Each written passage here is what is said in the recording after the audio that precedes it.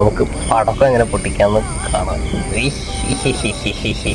ഞാൻ പണ്ട് ഈർക്കിളിയിൽ കന്നത്തിൽ കെട്ടി വെച്ചാണ് പടക്കം പൊട്ടിച്ചുകൊണ്ടിരുന്നത്. അപ്പം അതിലൊക്കെ ഇമ്പ്രൂവ്മെൻ്റ് ഉണ്ട്.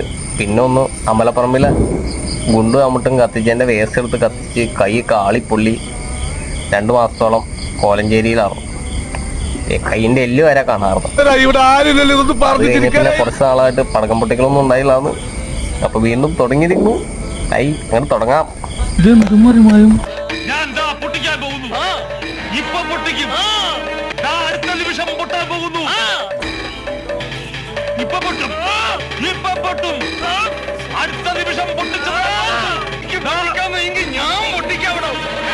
ഞാൻ ബാച്ചിലറാ, എന്റെ അച്ഛനും ഒരു ബാച്ചിലറാണ്.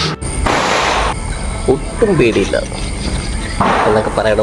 പേടിച്ച് വരച്ചാണ് ഈ ഓരോ പടക്കം എറിയുമ്പോൾ